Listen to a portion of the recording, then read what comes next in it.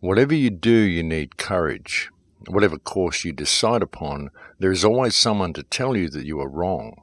There are always difficulties arising that tempt you to believe your critics are right. To map out a course of action and follow it to an end requires some of the same courage that a soldier needs. Peace has its victories, but it takes brave men and women to win them. And this week's opening quote comes from Ralph Waldo Emerson. Welcome to Surviving the Matrix, ladies and gentlemen. My name is Maxwell Igan. It's a pleasure to be with you once again, and I will be your host for the next hour.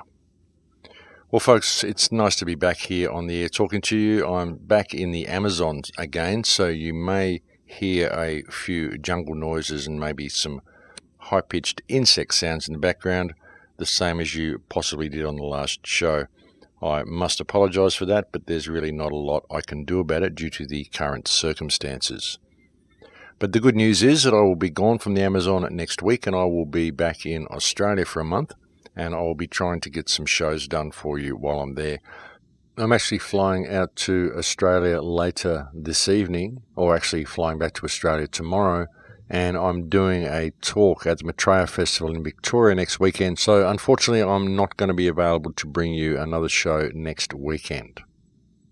And please do accept my apologies for the irregularity and inconsistency of the shows lately, but I have been touring around a lot and travelling a lot and doing a lot of speaking dates, and so it's been very difficult to maintain the shows every week while I'm doing so. I was actually in Acapulco in Mexico last week speaking at the Acapulco conference.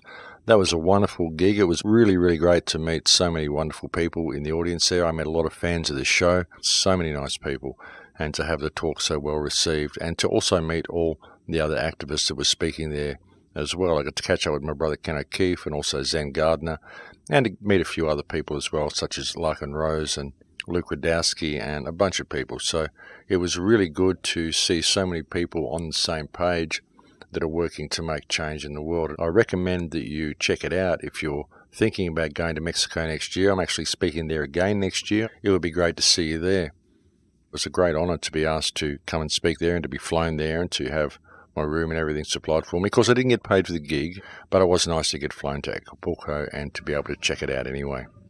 But yes, folks, I am back in the Amazon now, so there is the possibility that you may hear a few insect and jungle noises during the course of the broadcast tonight, so please do accept my apologies. And I would like to cover a little bit of esoteric ground on the show tonight, folks, touch a few deep nerves perhaps with people, but I want to touch on a couple of topics that I have touched on before, but may at first seem to be a little bit out there to people. And I don't want people to think that I'm going into fear-mongering mode or trying to scare you or bring you negative information. I'm simply looking at things and assimilating the information in the best way I can and coming to the best logical conclusions that I can come to looking at the information. So that's what I tend to do, folks. And I've always felt that it's good to look at the truth and look at the whole truth and find what the remedy is to the situations that we're facing. But if we're not prepared to look at things, if we're not prepared to face the darkness, then we're not going to find remedy to that darkness. And well, I personally think the darkness is there for a reason, and that is to give us the opportunity to heal it. But that's never going to happen unless we are prepared to look the darkness square in the face. And that's just with a few things that I would like to cover perhaps a little bit later in the show. But it certainly has been an interesting week or two since I've been off the air, and that just seems to happen every time I go off the air, folks. There's just never any shortage of fun and things to talk about from these people, is there? Well, I don't suppose fun is the right word, although I suppose it's fun for them. They certainly do get up to some clown-like antics. But the problem is that their clown-like antics usually work out very, very bad for the people of their respective constituencies, namely us. Suffice to say, the world has been getting crazier by the minute, and that just seems to be the nature of things these days. Of course, Australia is once again leading the way in this type of craziness. Australia seems to be leading the way in oppression and tyranny and basic removal of basic rights of just about everybody that can these days. They're talking about introducing mandatory vaccinations before flying now, so that anybody who is to board an aircraft must be up on their vaccines. Isn't this wonderful news, folks? I mean, how corrupt are these people? It's incredible. But they're talking about introducing this in November. So it will be very interesting to see if that happens. Of course, it's only talk at the moment, but we know where this talk always seems to go.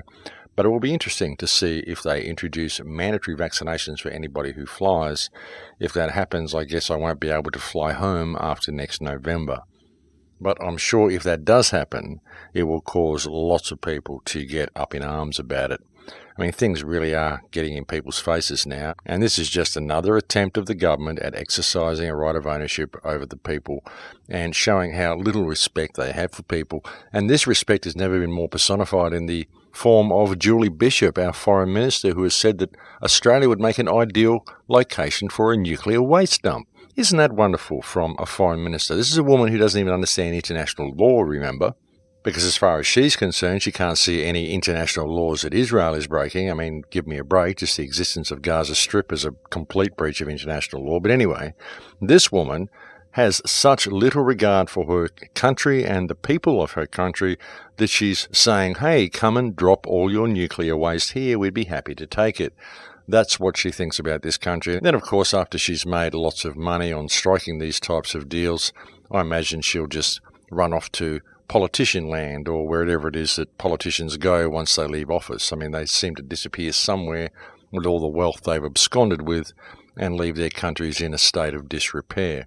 And that seems to be the standard procedure with politicians. So that seems to be what she's got on her agenda, folks. She wants to leave a legacy behind, and that legacy is turning Australia into a nuclear waste dump. Go Julie Bishop. What a great woman to employ for the job. I mean, this is a woman who I doubt could successfully run a cake stall at a fete, and here she is appointed as our foreign minister. So it really does say a lot for the government of this country under the auspicious leadership of Malcolm Turdfall. I mean, we knew this guy was going to be bad news and he was going to trash the country. That's why they had to place him in power, because God knows nobody would have voted for him. But he certainly has excelled in doing it at the fastest possible rate, along with his corrupt cabinet. These are the people who are also signing Australia or have signed Australia into the TPP, folks. And don't forget what the TPP is. It is the most corrupt trade agreement ever. This is a trade agreement which ignores all human rights, ignores all humanitarian crisis, even is open to religious persecution if you're a religious person. Doesn't matter what you believe your rights are.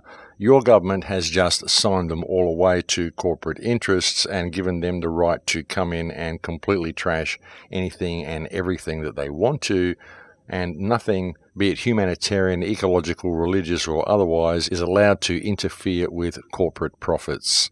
That is what our government has done. That is, in fact, what every government who has signed into this corrupt Trans-Pacific Partnership Agreement has also done. They've done it in our name, folks, but again, it is up to us whether we choose to go along with it or whether we choose to actually stand up and call it for what it is, which is basically the theft of our country by politicians we placed in office to do exactly the opposite of what they are doing, and all who stand in abuse of the office that they hold, and all who stand in positions of treason against their nation. And I think it's about time we called it, folks, because that's what it is. They basically sold the nation out from under our feet. And this isn't just Australia. This has happened with every single country who has signed into the Trans-Pacific Partnership Agreement. This is basically the corporate takeover of the world by an unelected corporate body who has been given the permission to basically rape all of our environments in any manner they see fit, destroy all of our livelihoods and all of our homes, all with the blessings of the politicians that we employed to keep us safe and to manage our infrastructure in a responsible manner. I mean, it's just getting out of control. You've got to wonder how out of control it's going to get and where they're going to take it. And really, when you look at what's happening, well, the sky's the limit for these people. The only thing that's going to stop them doing anything is dependent upon how far we allow them to go. And that's always how much tyranny you will be subject to from your rulers, folks. You'll be subject to exactly as much tyranny as it takes for you to stand up. And then they'll back down. Then they'll start pushing a little bit more. But it will be when we choose to stand up and say no to this is going to stop. And unless we do that, well, it's just going to get worse and worse and worse as it is doing. And so I think it might be time for people to perhaps pay attention now. And look, there certainly is a lot for people to pay attention to because things are getting particularly interesting, to say the least. And I want to cover what may seem to be perhaps a few esoteric topics today and just get into a little bit of this. And examine a few of the possibilities that seem to be unfolding for our not too distant future. Now, those of you who've followed the show for a while, those of you who've perhaps watched some of my work or perhaps watched some of my films, there was a film that I put out in 2012 called Transformation, where I spoke pretty heavily about the transhumanist agenda and where things were going, just by sort of looking at what was out there and sort of putting all the pieces together and kind of creating a scenario which seemed like a feasible outline of where we may be heading based on what was currently available to me. And almost everything that I put in that film, and a lot of people actually told me I was going right out on a limb when I released that film, but virtually everything that I put in that film back in 2012 has been proven to be correct. And it has shown that we are most definitely heading towards a transhumanist agenda. And look, I can appreciate that there are a lot of people who are quite interested in transhumanism and who are looking forward to going that direction and who view any criticism of the transhumanist program as being criticism of technology and perhaps associated with a fear of technology. And nothing could be further from the truth, folks. I have no fear of technology.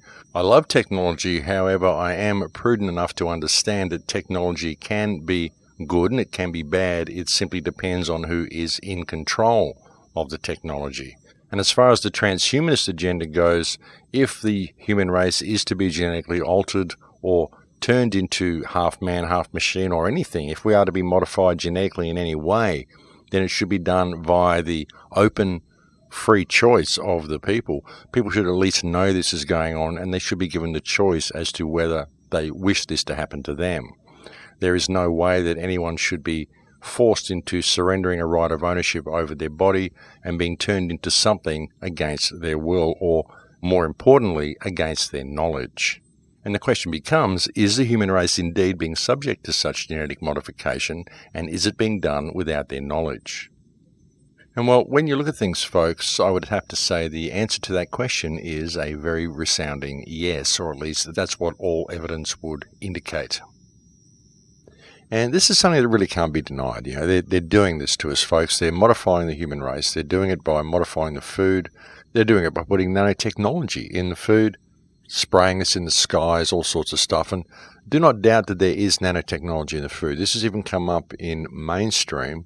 There was a report in the Australian newspapers a few months ago from a mainstream investigative body. I can't remember who it was offhand, but it was something like the food regulators or something, and they analysed some of the food that's for sale in Australia, and they asked the question of the Food and Drug Administration of Australia what nanotechnology is doing in our food, because you had told us that it isn't in there, which is kind of interesting in itself that they were even asking that question to begin with. But what they found is that there is nanotechnology that is appearing in popular salad dressings, in popular sweets, in popular sauces, and all sorts of stuff that people are buying in Australian supermarkets. And I'll guarantee, folks, if this is happening in Australia, then it's also happening in many other countries around the world. So there is no doubt that the human race is being modified. We are being genetically engineered from the inside out, and also by many of the chemicals we are breathing, I would say as well. And I would say that is why this big vaccine push is also happening around the world, most especially in Australia. Now, this is a weird thing for people to come to terms with. It's extremely confronting information. And yet, when you look, the evidence to corroborate this claim lies all around us. Simply the substances, the chemicals, the things that we're finding in our food, the nanotechnology, and the similar substances, chemicals, and nanotechnology that we're witnessing coming down in chemtrails. All of these fibres that people are finding all over their back lawn, and people who think chemtrails are not real, well, folks, they are. You really need to look at this. They've admitted that they're spraying the skies, and we know they are because we've done soil and water analysis And we're finding nanotechnology and the same chemicals, barium, strontium, all these things in everything. And you've got to wonder, well, what are they doing? What are they doing to the human race, and what is the point of this? And how are they ever going to have any of the human race left if they do this, and if they modify the entire human race? What would be the point? How would they have their slaves to run the machines? How would they have the slaves to harvest for their pedophile activities and all the things they get up to?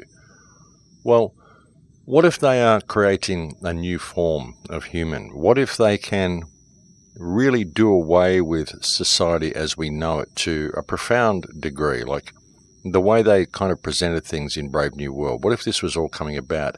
And what if they were actually able to do away with both parents at the same time?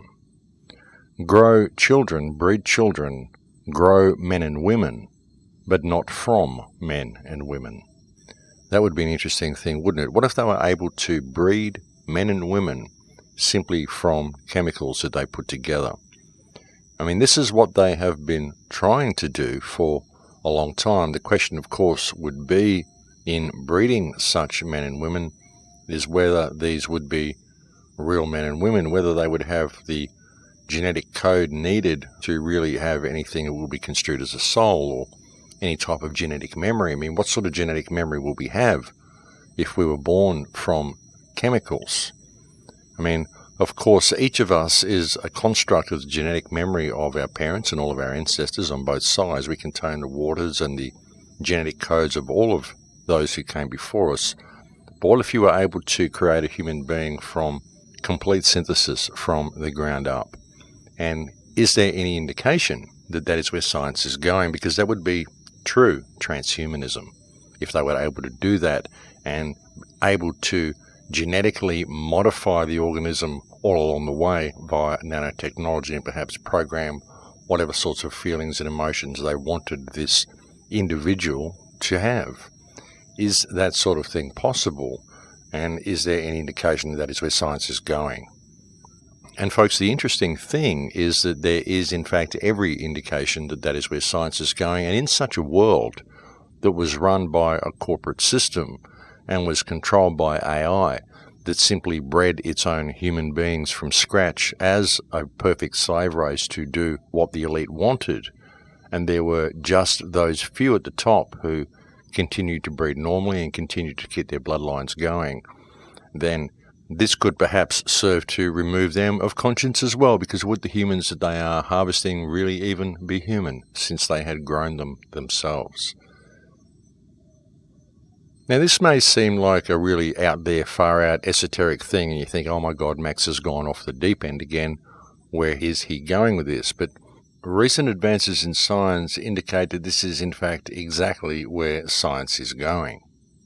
And one really has to ask what type of a world that would be, and what type of a human race that would be, and whether that race would ever have the ability to ever even have the consciousness to realize it was a slave and therefore ever be able to emancipate itself from the system. What would become of the human race if such a system were allowed to come online? Of course, there would be certain members of the human race who would maintain their genetic codes, those at the top and the selected families that they choose to, I suppose, breed with along the way, because you're going to need brood mares, you're going to need to be able to interject a few bits of extra DNA into the family along the way. This is why people such as the royal family keep other lesser nobility around them, such as when the Prince of Wales married Diana Spencer. This was to simply introduce some new blood into the kingly stock, because they need to dilute the line a little bit sometimes because they're so inbred. And even Princess Diana herself often referred to herself as simply being a broodmare that was brought in for that sole purpose and then simply discarded. So there will be lines at the top that are still continuing. The human race will continue. But what will become of the rest of the human race, especially those in the Western world? And of course, once this is put in place in the Western world, then it will quickly spread out to the rest of the world as the rest of the world becomes more and more corporatized, which is, of course, the way everything is going in every single country on earth, or at least every country that the World Bankers so far got hold of, and those countries that it hasn't got hold of, it soon will get hold of if the people do not wake up and see what's going on. And as I said at the start of the show, some of these topics may seem to be quite uncomfortable, folks, and it may seem like I'm bringing you negative information, but I'm not. I'm simply bringing you information because once you know the information, it gives you the opportunity to heal the situation. But if you're going to close your eyes to what's going on around you, then you're never really going to find any healing to the situation. Now, in regard to this transhumanist agenda and the possibility of being able to basically grow people without needing people to do it, recent advances in science have really shown this to be well on the way, folks. Scientists are now able to create fully functioning sperm in a laboratory, and they do this by using stem cells. And earlier I said, what if they are able to synthesize human beings from the ground up? And of course, stem cells is the way they can do this sort of thing. And stem cells are produced in every birth, so once you've got the cycle going, then this gives you access to more stem cells by which the process can then be maintained. Now, they are able to produce fully functioning sperm in a lab, and of course they've done this under the pretext of helping infertile couples, because it's thought that around 15% of couples are infertile because the males are unable to produce viable sperm. One would question why this is on the rise so much, and I would suggest it's because of the amount of estrogen in the food now, because all of our food, of course, comes packed in plastic, and plastic leaks estrogen into the food. So this would be very much contributing to the drop in the male sperm count. And another thing that they're making rapid progress with as well are the construction of artificial wombs. Scientifically, this is called ectogenesis, which was a term that was popularized in 1924, I believe. But this is basically a device in which a fetus can be implanted, or an embryo can be implanted, and it will be hooked up via an umbilical cord where it receives nutrients. And it's very much what we've seen the birthing chambers that they had in The Matrix and in the recent Superman movie, Man of Steel, and all of this sort of stuff. This is where they're going, folks. They're creating these devices now. In fact, I believe they already have them. And they already have, as they've just announced, the ability to synthesize fully functioning sperm. So then all they need is the eggs. And again, once the cycle is going, you've got babies in chambers that are being fed by an umbilical cord. There are, of course, stem cells in the umbilical cord. You produce male and female human beings, and of course, because you are able to genetically construct these human beings to be exactly what you want, genetically code them to be exactly what you want, and perhaps even enhance them with nanotechnology right from their inception, you would probably be able to create your certain worker races, your certain scientific races, and of course your certain breeder races, which would be women from whom you can then harvest eggs. And you can really see how the powers that believe they be would be considering all of these possibilities and seeing how attractive they are for them in their construction of the perfect prison and the perfect workers to operate within that prison. So, does that all sound a little bit too far-fetched, ladies and gentlemen? Well, unfortunately, the science would indicate that it's really not so far-fetched at all. And really, when you start looking at the rest of it, look at how all the rest of this ties together. Look at the smart grid they're putting together. Remember, you're an electromagnetic being. Everything we experience is electromagnetic. Every feeling you have, every emotion you experience, every touch, every taste, every smell, it's all electromagnetic information that travels around your body. You do something, it sends a signal to your brain, and your brain tells you what you're doing. It gives you the sensation, the experience to experience what you're doing. As I said, this is how you taste things, and this is how you see, smell, and experience things, how you hear things. It's all electromagnetic. So it's been determined, and it's been well established, that they are able to intercept the brain and intercept your senses at certain points and implant images and voices into your mind. There's been certain places in Japan where they had holographic displays out the front of buildings, and they got into trouble because people heard voices in their heads when they walked past the building, because the holographic display and the output of the machine was accessing certain neural pathways which was actually able to intercept their neural pathways and put voices or images in their head. We know we can do this because all you're doing when you see something is you're reading an electromagnetic image, an electromagnetic impulse that is coming to your brain. So once you've got this smart grid in place and they're able to send out these electromagnetic fields, if they are able to construct human beings themselves using their own biology and implant these human beings with nanotechnology from the ground up since inception, could they not then theoretically program these people to be accessible via certain frequencies and certain backdoors and little bits of technology that they're running inside them? Would they not be able to then identify each through the nanotechnology and control and program the actions of these people via the nanotechnology and the smart grid they're putting in place? I mean, this may sound all pretty far-fetched, but when you look at what you are in relation to being an electromagnetic being, you look at what the smart grid is doing and what it has the potential of doing. You look at certain things that we've seen, such as they've been able to switch the genes on and off in mice using nanotechnology. We've seen this about 2 or 3 years ago. I had a news article on the website where they actually were able to switch mouse genes on and off using nanotechnology which had been introduced into the mouse, and by using radio frequencies they were able to switch the genes on and off. So we know this is what the technology can do, and we can see what they're constructing, and the way they seem to be eliminating the need for parents altogether would indicate that this is the way they're going. And really, folks, if you're a control freak psychopath who really wants to have just your race and the rest of the world goyim, then this would seem to be the best way to go about it from a psychopathic perspective. And because this technology exists and there seems to be so much effort to bring it online, I would suggest that this is something that we should be looking at, because this is a great concern for everybody. And frankly, folks, they seem to be exterminating the human race and replacing it with one that they're constructing themselves. But I think we've reached break time now, so I'll leave you with those rather uncomfortable thoughts, and hopefully we'll come back with something a little bit more positive after the break. But thank you for joining me on the air today. It's always a pleasure to have your company, and I'll speak to you again in a few minutes. Thanks for listening. And welcome back, ladies and gentlemen. Yes, so the human race is being altered. Well, that's what the evidence would indicate anyway. We are being altered, and it's being done right in front of our faces. In fact, we're not just being altered. What's happening is, for the most part, we're being exterminated, folks. And I know that's kind of an uncomfortable truth for people to deal with, but it is an unfortunate reality. We are being exterminated and we are being replaced. That's what evidence would indicate anyway.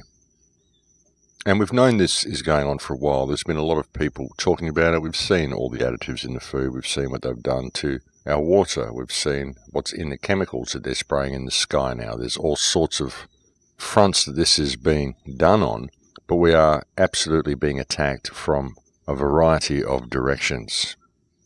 And we're being dumbed down and fed disinformation at the same time. The media is, of course, hugely complicit in this activity. The media is very much keeping the truth from the people, as is their way. But the fact of the matter is that the human race is very much under attack, and we need to respond to this attack, folks. We are under a full spectrum attack, and we really do need a full spectrum response. It's time we stopped being politically correct about things and actually started calling things out for what they are. We are under attack. Our politicians are poisoning us. They're poisoning the air, they're poisoning the food, they're poisoning the water. And if people are not prepared to admit this, well, they're keeping their heads in the sand at their own folly, ladies and gentlemen, because there is no way to deny that this is happening, and there is no point turning away and pretending that it isn't, because it's just going to get worse if people do not respond. The question is, what sort of a form should that response take? And that's what we've been trying to formulate in the independent media for so long now. That's what I've been attempting to do with Full Circle Project, try to get people to come and put their ideas on the table, because between us, if we put our heads together, we are going to find a way through this. But it's not going to happen if we don't rise up as a species and start calling this out for what it is. That really has to be the first step. We've got to stand up and simply stop what we're doing and call this.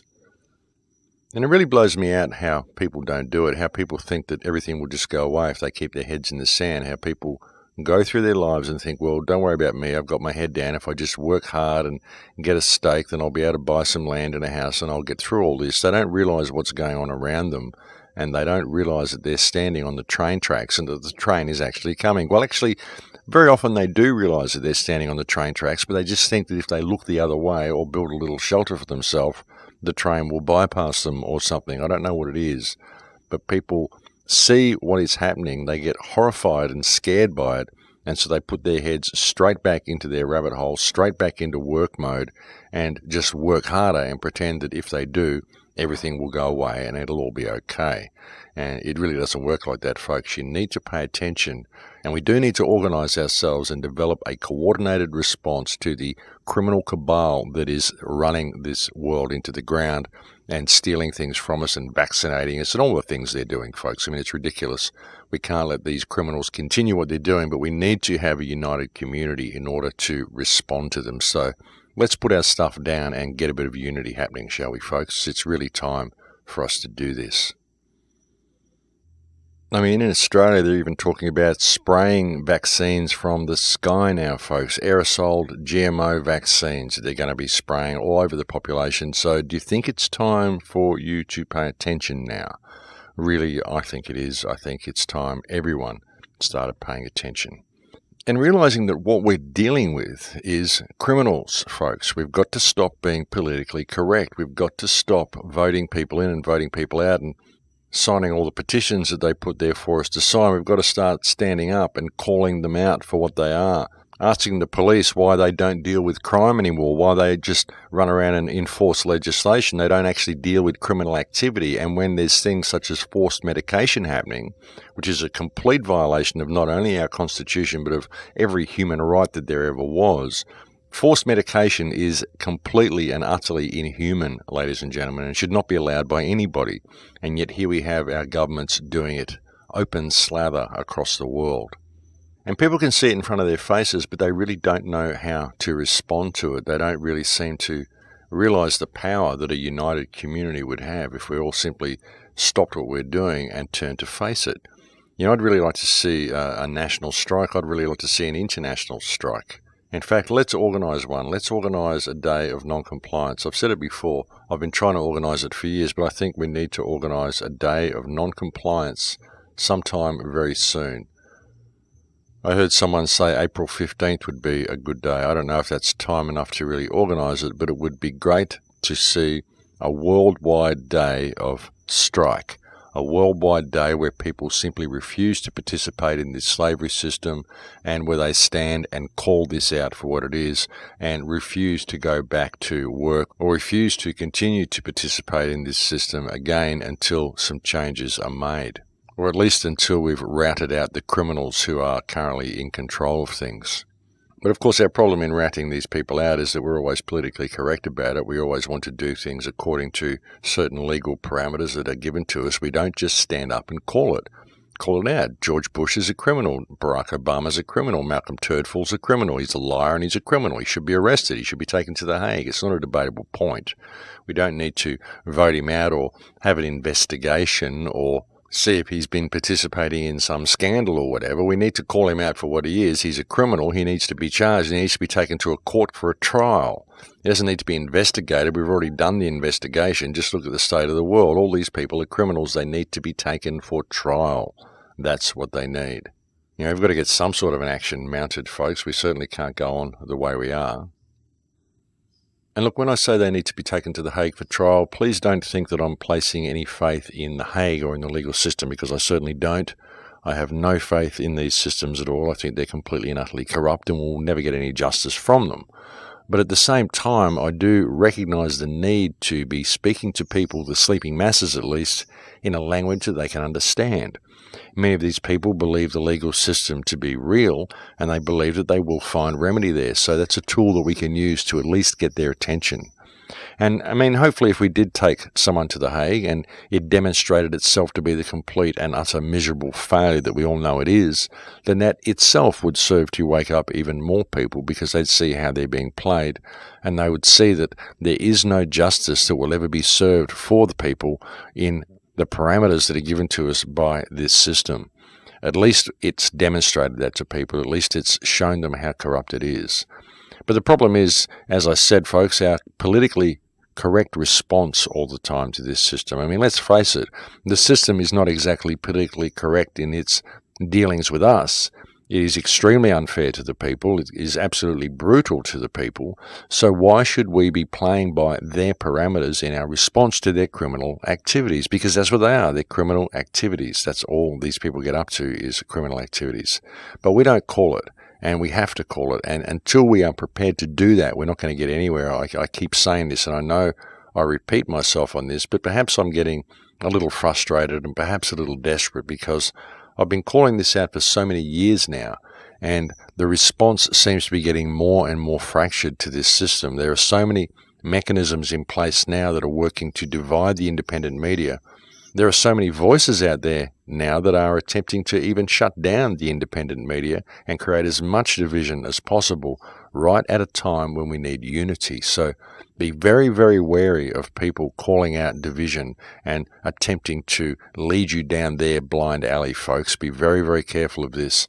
If they're not working on a coordinated response to this system and something that will actually work to reach the sleeping masses, then be very, very careful of where you're being led, because now more than ever we need people to be paying attention and to be mounting action on the ground in their own communities. I mean, ultimately, folks, what we need is a system of self-governance. But realistically, it's going to take a little while for us to be able to lead ourselves back to that point. You know, we've got all the ammunition we need to expose the fiction for what it is now. You know, we've gone down all of these different legal and freeman rabbit holes. We've exposed what the legal name is all about. There was a point when the whole lose the name crew, I mean, there was a point when these people could have actually made a difference had they stood up and pushed that and pushed it into the face of the system when the system still had to pretend it wasn't locking itself down. Unfortunately, in places such as Australia now, you simply can't do that, because they will just arrest you and tase you by default simply for refusing to give them a name. There was a year or two ago you could get away with that sort of activity in Australia, but now you simply can't. However, we know how it works now. We've had all of these rabbit holes open things up for us, and we've seen the workings of the mechanism pretty clearly. Well, a lot of people have. And we're able to explain it to a lot of people now. And ultimately, as I said, the ultimate goal would be anarchy, self-governance. That is really the state the human race should be in. But we've got to be careful in how we approach this and how we maneuver ourselves back to that point. You know, this whole exercise has been about freedom. It's been about emancipation from slavery. Not freedom for the individual, but freedom for the entire human race, because there can be no freedom for the individual while the rest of the race is still in chains and in prison. You're never going to be free in that sort of a circumstance. You're simply going to be more free range than the other prisoners. Or perhaps you're going to be free range and they don't really know they're in a cage anyway, so it doesn't matter. But that still is not freedom. And what this whole thing has been about has been freedom from the beginning. That's what this whole movement has always been. That's what this whole push for consciousness has always been. Ultimately, it's been a push for freedom. And in the creation of that freedom, we need to ensure that people are not hurt and discarded along the way. You know, that's why a violent revolution would be such a bad thing, because so many people would suffer. That's why just collapsing the system and claiming a right of anarchy right now, a right of self-governance right now, would be a bad thing, because so many people are not ready for it and so many people would suffer. And that was not really the intention of the movement ever. It was never the intention of the movement, the freedom movement, for people to suffer. What it was about was bringing these people freedom. But they need to be educated into what freedom is and educated on ways to exercise that freedom, and basically educated on who and what they are before they're even going to be capable of becoming free and of standing in anything that could be called a state of self-governance or anarchy.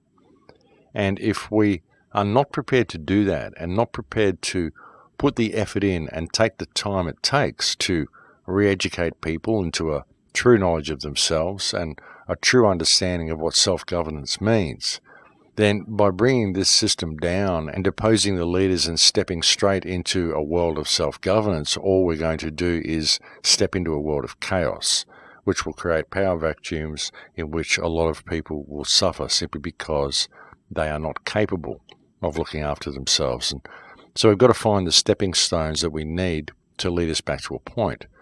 I believe the first step is to come to terms with the fact that we have criminals that are in positions of power, and we need to, for the moment, at least call these people out and have them replaced with some people of integrity and open this system up to scrutiny to a point where it becomes transparent, so we can, over a series of a couple of generations, lead ourselves back to a point where self-governance is actually possible. But hey, that's just a suggestion. But whatever these steps are that we're going to take, the first thing we need to do is to call these people out and come to the realization that the world is run by criminals, as I keep saying. We've got to realize that we are being attacked on all fronts by people that we employ to look after things for us. They're not looking after things for you, folks. The government is not your friend. Even now, there's been talk in the United States that anybody who questions the official version of 9/11 is a potential terrorist. So I guess that means half the population of the United States are now considered to be potential terrorists in the eyes of the government, when it is actually the government who is carrying out terrorist activity against their citizens. All these things the government do, folks, all this incredibly right-wing activity and all the hate crimes they commit against the population, while at the same breath apparently outlawing hate crimes. They say it's not allowed for you to criticise government or criticise this or criticise that, but the government is able to criticise you. They're able to criticise anyone who questions their activities. They're able to criticise anybody who questions the official fantasy of 9/11, which is presented by the various governments, which has got so many holes in it, it's ridiculous. But you're not allowed to question any of this, and this is essentially the government carrying out hate crimes against critical thinking, if you really want to look at it. And if you question their activities, they accuse you of carrying out hate crimes. It's the same with their coining of the term anti-government extremism, which seems to be a favourite in Australia these days, and I'm sure it is around the rest of the world. But even the concept of anti-government extremism, this is essentially very, very extremist thinking from the government. So basically they're acting in an extremist manner by attempting to curtail any criticism of their actions and squash anyone who speaks out against them by labelling them an extremist, when really their actions are that of an extremist. Everything's backwards, folks. It always is with government. That's just the way they operate. But you can tell that when they're calling out somebody for something, it's usually them that is actually committing the crime they're accusing the other people of. And if you really want to look at it, folks, just look at their track record, because this always seems to be the case. You just can't trust these people in anything they say or do. And it really is completely foolhardy to think that you can. If you ever have any rules in life, folks, then the first one of them should be to never believe or trust anything the government or mainstream media tells you. Sometimes I just don't know what it's going to take for people to see this.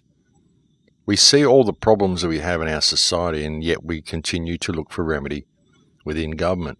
We continue to vote people in and vote people out. Why don't we run for office ourselves or something? If we're going to have political parties at all, why don't we just not have political parties? Why don't we just have independents running for office or something? Or why don't we just refuse to participate in the system at all? That would be great in countries like Australia. It wouldn't work very well in the United States, because voting is not compulsory in the United States, and so it doesn't matter how many people don't vote. You'll find that the criminals at the top always do vote, and they vote for themselves, and they've got those digital voting machines anyway, whereby they can flip the results to whatever they want anyway.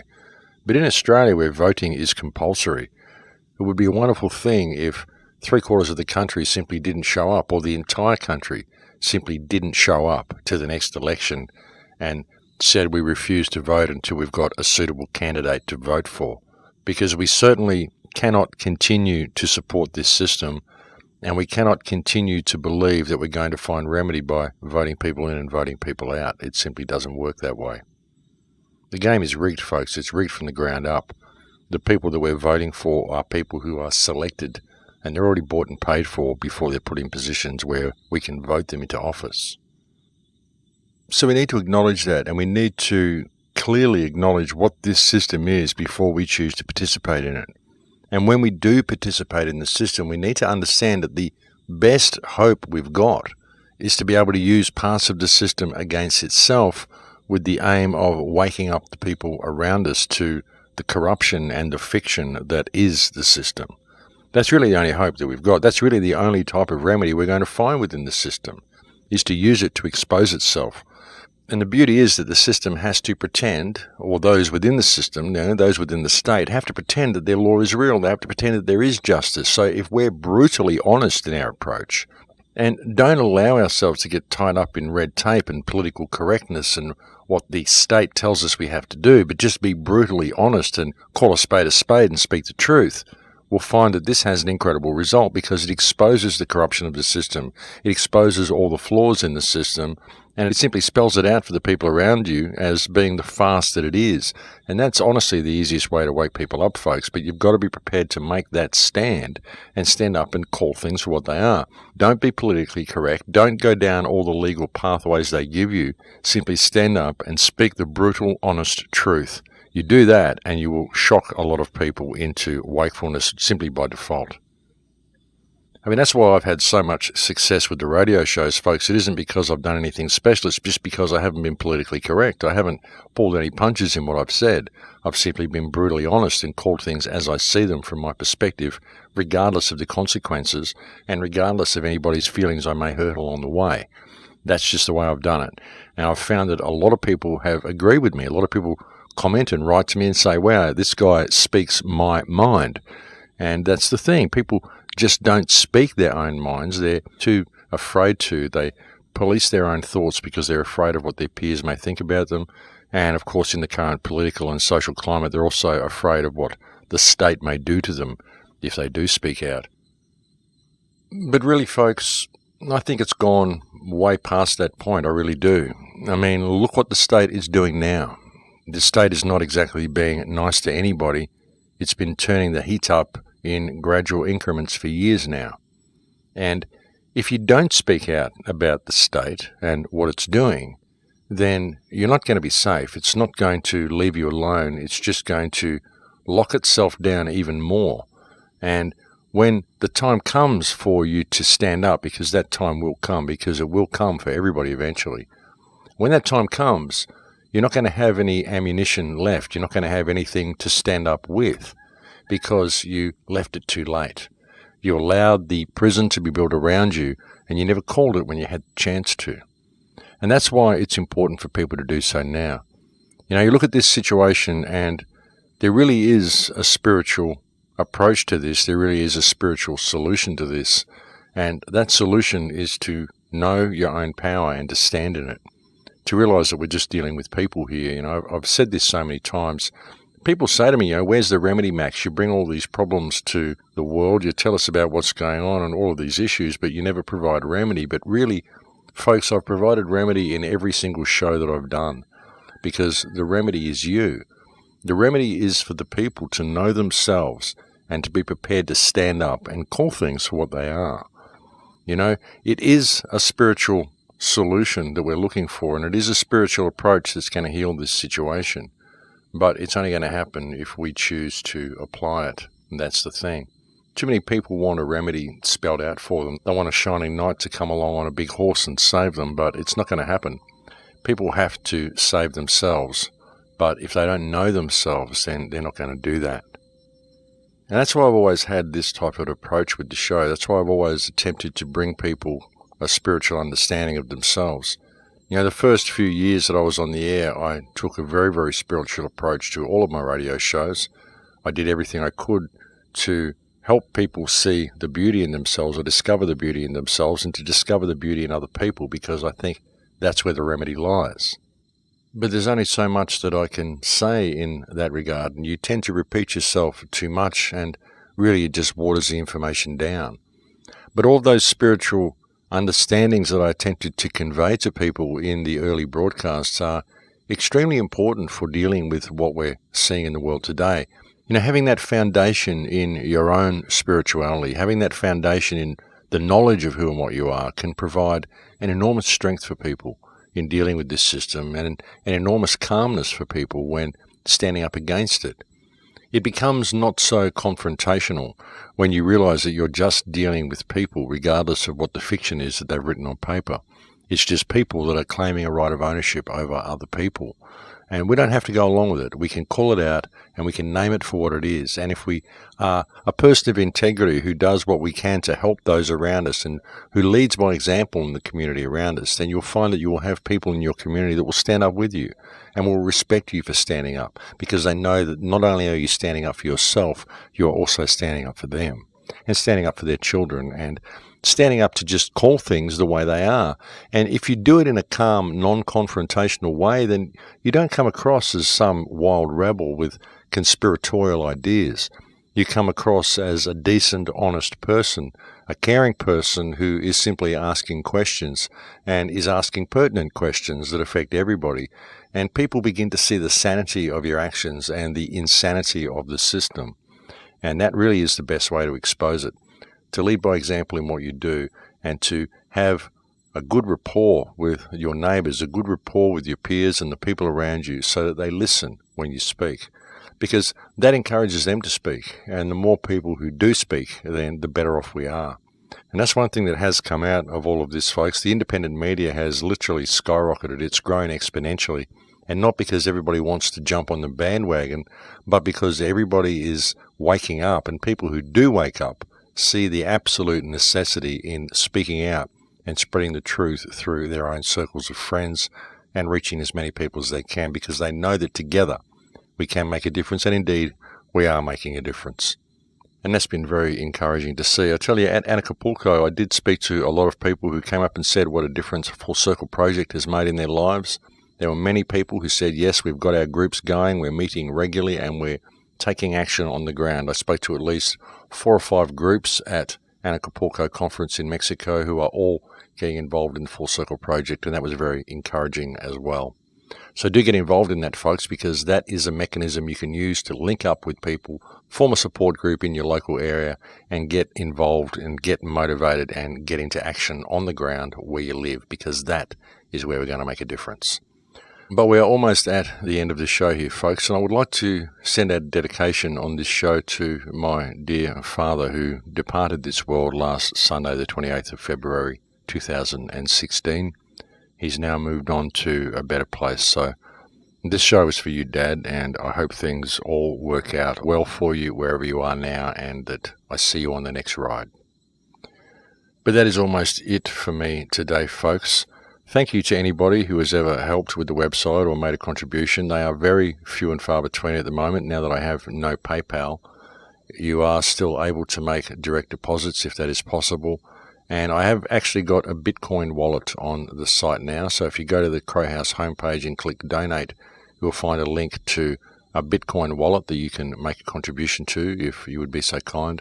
I really could use some help, folks. I am really depleting the last of my savings extremely quickly. And once they are gone, then that will be the end of this show. That will be the end of me, and I honestly don't have enough to continue for too much longer. So any support that you can offer would be greatly appreciated. In fact, I think I might open an Indiegogo fundraiser soon in the hope of actually getting something to last me the year and perhaps having enough to work on the next couple of films and hopefully get them finished. But look, that is it for me, folks. I am now completely out of time. So thank you very much for sharing this time with me today. It's always a pleasure to have your company. I won't be able to come and do a show next week because I will be speaking, and I believe I will also be speaking the following week. And don't forget, I'm also going to be speaking at the Free Your Mind conference in Philadelphia in April and at AV6 in England in May, and also at the Open Mind conference in Amsterdam in May as well. So I hope to see anybody in the area in those places. But unfortunately, I will probably not be able to get a show done for you next week or the week after. But I may possibly be able to get 1 or 2 shows done before the end of March, and I'll just do what I can. But thanks for sharing this time with me anyway, folks, and I'll get back on the air as quickly and as regularly as I can as soon as possible. But until that time, please take very good care. In Lakesh, my friends. In Lakesh.